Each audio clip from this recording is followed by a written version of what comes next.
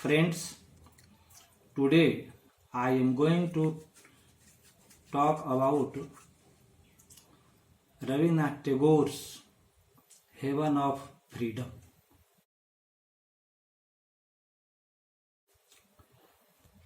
This poem is prescribed for the students to study.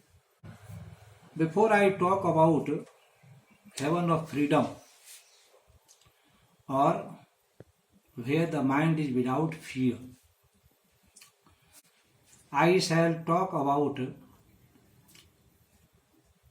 the life and works of Rabindranath Tagore. Rabindranath Tagore was a versatile genius of India, popularly known as Gurudev, poet of poets. Tagore was born on 7th May 1871 in Kolkata in a Bengali family. He was 16th child among the offsprings. Rabindranath Tagore was an all-rounded genius.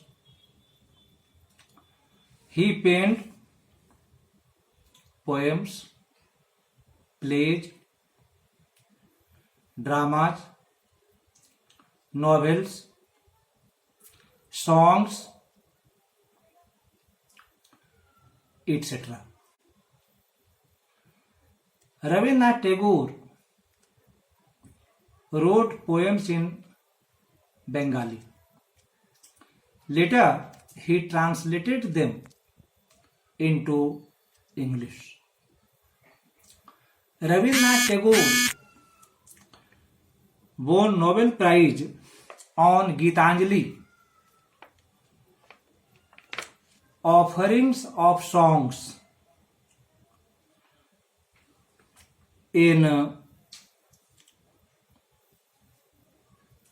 1913. He composed Gitanjali, whose introduction was written by none other than W.B. Yeats himself. Rabindranath Tagore was a great genius of India. He was the first Indian to get Nobel Prize on Literature in 1913 for his significant poem Gitanjali. Today, I am going to talk about his famous poem Heaven of Freedom. This poem also bears another title as Where the Mind is Without Fear.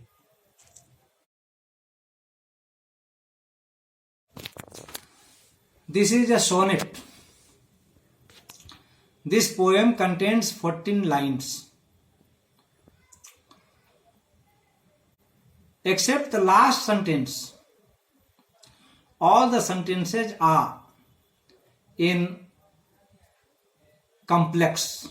All the sentences are complex sentence. And at the last of the poem, the principal clause comes. The poem begins as where the mind is without fear and the head is held high, where knowledge is free. The poet says that he wishes